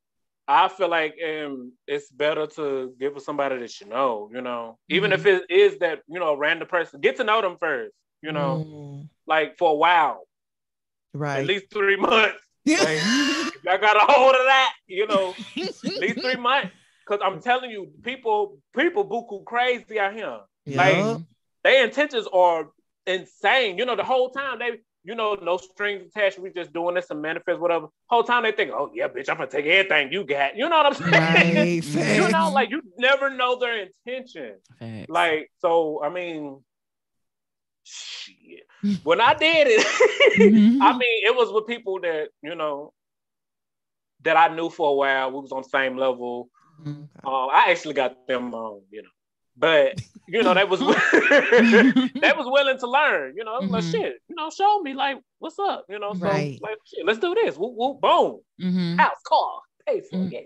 Come on. But you know, but I that's what I would say. I would say at least get with somebody and know them for a while. Cause I mean, there are times people go out and just, you know, I've done it. Hell, went out and got around them and did you do. Right. But if you're trying to manifest, Okay. Noted. Okay. I guess my thing is like, I feel like it takes so much for me to concentrate on coming. I don't know if I can concentrate on manifesting as well. So how do you kind of, or at least get into that manifestation phase and focus on that instead of just the pleasure that you feel with coming? Yeah, because I ain't thinking about much, baby. I ain't gonna lie. Okay. I ain't thinking about much else when I'm nerd. You feel me? If he can do it, that's what I'm thinking about. Okay. Okay. You want him to bust down the door. Okay. Forget leaving the door open. Bust it down. For real, but how do you like focus into that when there's so much going on? Practice. Mm-hmm. On yourself. Yeah. Practice on yourself. I read the book and I tried to do it and I forgot to manifest when I was coming. It happens. I did it a few times too, because I was in a moment. I was like, "Damn, hell, that was the whole point of me doing this." No, it took me a while too. Oh my god! Just forget why you came here, folks. Okay. Right. I forget why I really came. I'm just coming for nothing. Shit. So Oh my gosh. But yeah, the practice. Mm-hmm. Yeah, and then once you get to the point where you do it the first time, like, oh shit, you hype. Remember that moment, that emotion. Remember that emotion, and do it every time. Remember that same feeling you had when you conquered, actually thinking of whatever it was when you orgasm. Remember that feeling. That is key. Emotion is key. I love it. That's fucking key. Yes.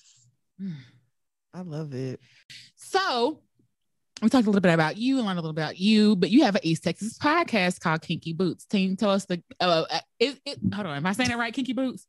Yeah. Okay. So tell us a little bit about your podcast and kind of how that all ties in with your book and things like that too, or does it tie in? Yeah. Okay. It's me and my two cousins, Roshan and Precious, and we one day I decided to, just start a podcast, but I was like, I didn't know what to talk about, And Precious was like, hey, you like talking about sex all the time? You talking about sex? I was like, you know what? I do. So, we just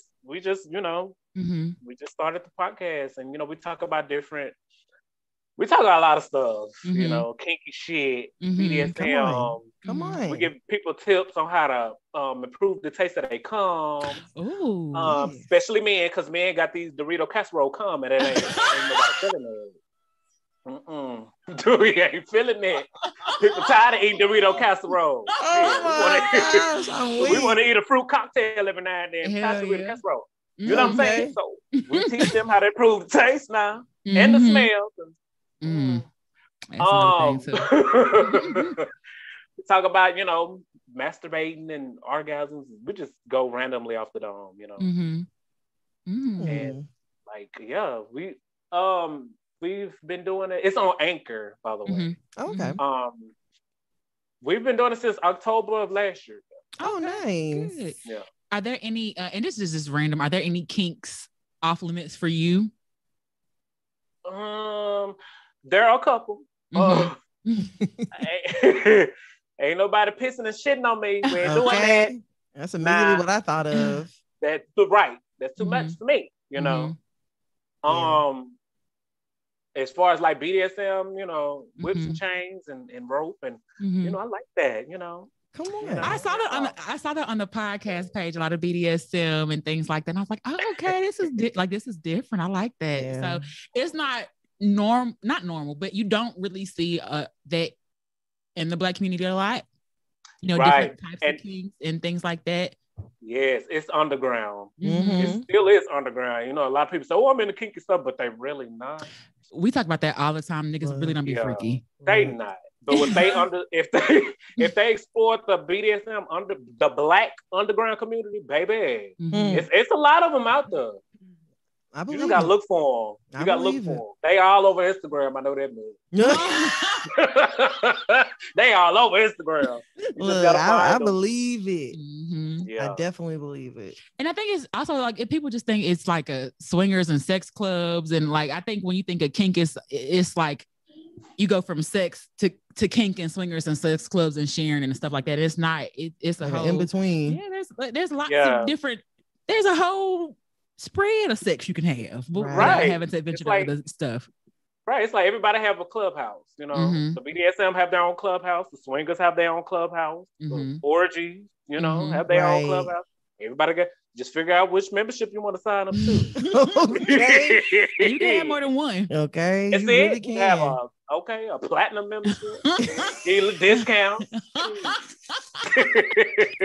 Girl, I'm in all of them, girl. Look. So this is actually a question that we got from a listener. Does the other person have to participate in? I think we kind of answered this, but do you have to climax together, participating in the manifestation? Yes, at the preferably at the same time. Mm-hmm. Sometimes you might go out, get off quicker than your other partner, which is still okay, long as the intention is the same. Mm-hmm. But that's why a lot of women can't get to that point at the same time, because for one, the men ain't reaching the spot, and for two, a lot of men be quick pumping a lot. So they be like, "Can I go again?" Ooh, look at that shit. So I preferably at the same time, but if not, long as y'all both have the same intention, then it's still. Ooh, because whenever you come at the same time, that's hard to do. Fam. Right. Right. That's hard to do. You be like your fucking head about to explode. That's a whole new level, and it's actually hard for people to do it at the same time. It really is, but you meet that one that will that match your okay. Shit. Okay. Hallelujah. Okay. And then we got another one too. Is it a mental thing, or can you, or do you say it out loud when you're manifesting? Is it a quiet thing? You can do both. You can do both. If y'all trying to get kinky and doing it in the library bathroom, I wouldn't, I wouldn't want y'all to say it out loud. But okay. But I am confident. I'm healthy. I'm wealthy. I'm rich. I'm addicted. Everybody in the library. Okay. Bitch, that's just me. Okay. Shit, we in here manifesting. Okay. We're not fucking, we manifesting. Yeah, we manifesting.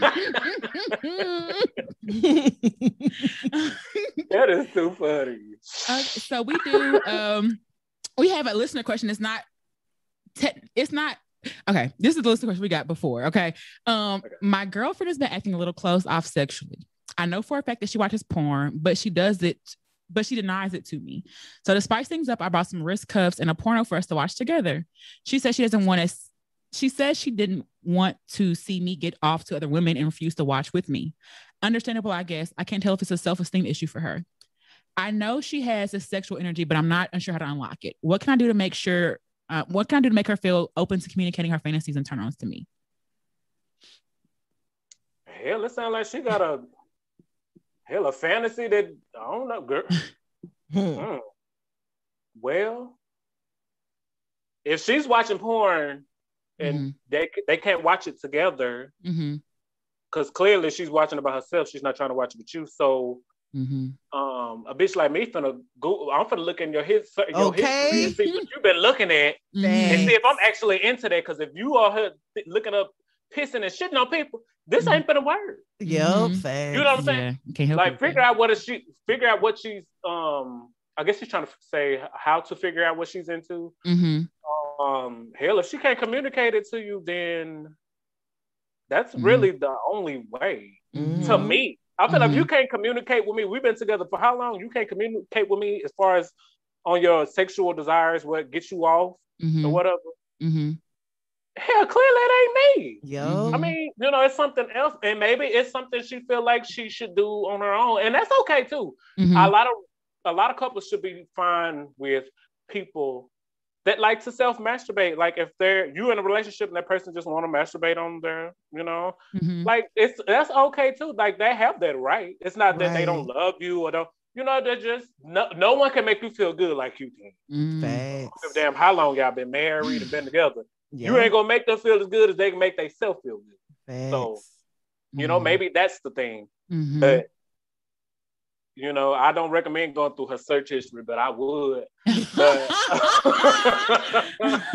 it might be some crazy shit you might find. You might not know who the person you laid up with in the first place. True. So this is figure true. out as much as you can.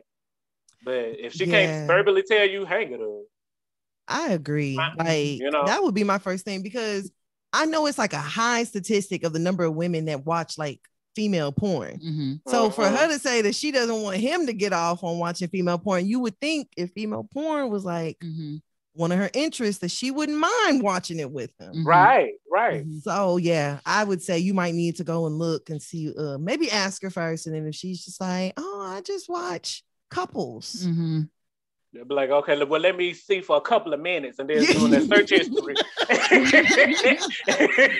Thanks. Like, let me see what you over here looking up. Let me go to your XNXX. I think too, like, I mean, I haven't really been one to watch porn with partners. I have before, but it's not something that I've often done. So to me, porn watching is like something that you do by yourself. I mean, you can, but something I usually just do it myself. You know what I'm saying? So I can understand not wanting to share that. But also I would look at like, if she's tried to come out before and you shut things down, because sometimes that's why people don't want to open up. If you shut something down before and you're like, oh no, I ain't doing that shit nasty, or that shit that's, you know, well, we got that shit gay or something like that. Like, why would I want to open myself up to explore more with you? You already shut me down with something else. You know what I'm saying? So that's true. I would also like look at, you know, if she's come to you before and expressed desires about something, you shut her down, whether inadvertently by saying it was nasty or that it's something you wouldn't do or something like that, because that would definitely shut someone down from wanting to, you know, explore more and share. You know, that's true. But that's why I think it's ego, you know. I think it's so important to find somebody that you're matched with, or maybe not. It don't have to be like a complete match, but somebody that you are relatively matched with sexually, right? At a higher percentage. Yeah, you know, because like, I'm freaky. And if I meet a nigga that only wants to do missionary, like, that ain't gonna work. It ain't gonna work. And then you can see that's not gonna work before, you know. Literally. It's like, you know? And I could come to him and be like, I want you to spit in my mouth. But if he don't want to spit in my mouth, he just ain't gonna do it. Right. Or and do then it wrong. He go. Okay. Nigga, I said my mouth. Hell.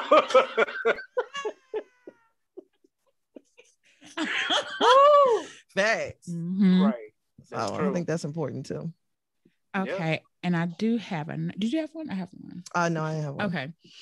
I'm not really a shy person, but when it comes to sex, I have a really tough time letting go of my inhibitions. I'm embarrassed to show that I'm enjoying sex, and I'm self-conscious as well.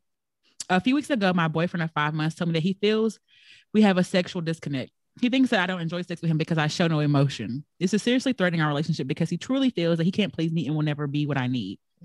I haven't been able to convince him that it isn't him, it's me. He's heartbroken about it, and it's really hurting his self-confidence. I'm wildly attracted to him, and he just doesn't believe me when I tell him this. How do I fix it? Or is there a way to fix it? Help. You know, the first thing I thought about when she said that, you know what reaction he's trying to get? He's trying to get a Pornhub reaction. Some fake ass, that fake ass, no. You know what I'm saying? And he's expecting that when he's sticking in her. You know, and she just, like she said, it's not him, it's her. Like, she might express herself differently. But he's not saying that on Pornhub, that women are expressing themselves. The only expression he gonna see is that's fake, and it sounds like a dog that got hit by a car. You know what I'm saying? So you know, like, I would say school him. This is normal. First of all, show him the research. This is a normal thing. You know, it's not, you know, it's not that you're not pleasing me, you are, but this is a normal thing. I don't react like that. Okay. And so on Pornhub is not the best reactions that you want to see. Like, everybody's not going to be hollering. And, you know, and just because they're not, don't mean you're not hitting that spot. You can get to a point where, hell, they don't do that. Just sit there like, oh, and they have my go. You know what I'm saying? You be so in shock. So like, God damn, you know, but you don't know how to react physically. But mentally, and you know, like, you feeling it. But he wouldn't know that because he doesn't know your body. He doesn't know you like you know yourself. Right. You feel me? So school him. Tell him Pornhub reactions ain't it. Show him that it's normal. People react differently.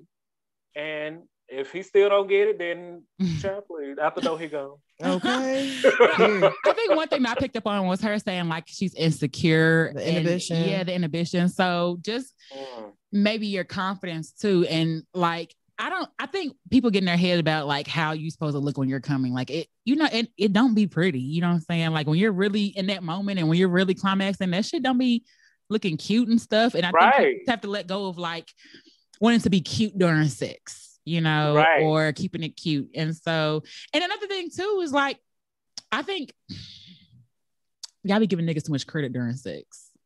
And do.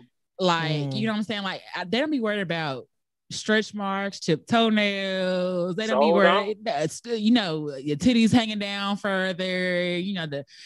Big girl got, some dark thigh meat. Niggas don't be caring about none of that shit. Okay. But ain't nothing wrong with dark meat, baby. Okay. But I think people be in their head about, those things and really trip themselves up, thinking like their partner is worried about that stuff. And no, your partner just wants you to enjoy them in that moment and not just be so focused on is he looking at my booty jiggle while I'm on top, or is he worried about my titty falling to the side because when I lay down they don't stand straight up. Right. Right. And that can have a big that can have a big impact on it too, because the whole time you thinking this, he's enjoying it or whatever, but you having this whole other scenario, and maybe it's you knocking it off. That's true. Maybe you're the reason why you can't react the way he expecting you to react or whatever, because it's a mental thing. You putting yourself in a mental prison, thinking about, he thinking I'm fat and funky, and you know what I'm saying? Clearly you not, he hitting and shit. So what the hell? But you're right. It's the self-esteem. What got you to that point where you don't feel highly of yourself? You don't feel highly of yourself. Hell, pretty soon he ain't gonna feel highly of you either. So maybe you manifested that. Yup. Come on. Baby, what's good? Oh man. Yes. No, for real. Because that's literally where my mind was going. I was like, I think it's important for you to find out what is causing your inhibitions, because that's not something that your man can help you with. Preach. He can't help you with that part. So if you bring in all these inhibitions and you bring in insecurity to the bedroom, like, of course you can't relax. And you're gonna manifest the problem. Yeah, come on, baby. She better get that book. Look, I'm gonna need her to get that book. Well, speaking of your book, those are our last questions. So where can everyone go and purchase your book and read your book and all that good stuff and follow you? Okay, you can on my Instagram page, it's Kinky Boots Podcast. It has all the links. You get the book. We also got a free ebook we're giving out too. Ooh. It has the links to the podcast. We're on Apple, Google, Anchor, some more links. Spotify, and you can actually go there and click the link, or you can go to Amazon and just search in sex manifestation. Usually it pop up. Some people said it didn't. So I would just say go to Instagram and just click the link, and it should take you. It'll show all the links. Oh, perfect. The book, all of that. But it's Kinky Boots Podcast on Instagram. And then, do you want any new thing that you're dropping or anything you want people to know about before before they go buy your book? Anything else you coming up with or anything like that? We're planning on doing a photo shoot. It's gonna be BDSM themed. Oh, I want to do it this summer. We're trying to get everything together this summer. COVID and all this, everything going on. But if it won't be this summer, it'll be later on in the year, because we're trying to get it because we're actually doing a calendar. Basically, we're getting 2 calendars together. So we want to put it, BDSM calendar. Girl. Ooh, of brown bodies? Yes. All brown. Yeah, they better be brown. Brown and beige. Okay. Okay. Trying to bring awareness. Look. I'm fucking Black people get freaky too. Hello. Baby. Hello. Yes. Hello. So we're working on that. What else? It was oh God, it's something else I don't want to say right now, but I'm kind of in a movie deal, I would say. It really don't have nothing to do with the podcast or the book, but I I got something in the making I'm working on. So I heard that. You got some things I can't coming. really talk. Yeah, like a big team. Come on. Yes. I'll be manifesting it then while you coming. Baby. Okay. Real talk. Yes. Okay. Yeah, I'm just grateful. Any opportunity to come my way, you know. I heard that. I'm grateful for you guys, you know. Thank you. Thank you for agreeing to come on and talking to us about your sexual manifestation book and just kind of like the power that we have that, you know, a lot of people don't know we will. So thank you again for joining us and kind of like discussing your book. You guys definitely go get the book. It is a really good read. You know, he touches on some things. And I think the thing with your book too is it kind of like just made me look into more things, you know what I'm saying? And I posted tonight, we're going to be talking with you, and people hit me up like, oh yeah, I do. I'm like, what? Yeah. Right. Manifest together. What's it say? For real. But okay. Well, thank you again for joining us. You guys can hit us up at hearyouPodcast@gmail.com or our website www.hearyouPodcast. Y'all can find me at Huda_Breezy, BREEZY. And where can they find you at? And of course, you guys can find me on Instagram at Tannah Taught You. That's TANNAH Taught You. All right, Creole Noir. Thank you so much once again for joining us. You know, and all right, thank you. Putting up with our antics and our crazy conversations. Girl, I love it. Thank you. We should collab. We need to do a podcast collab one day. Oh, definitely. That would be dope.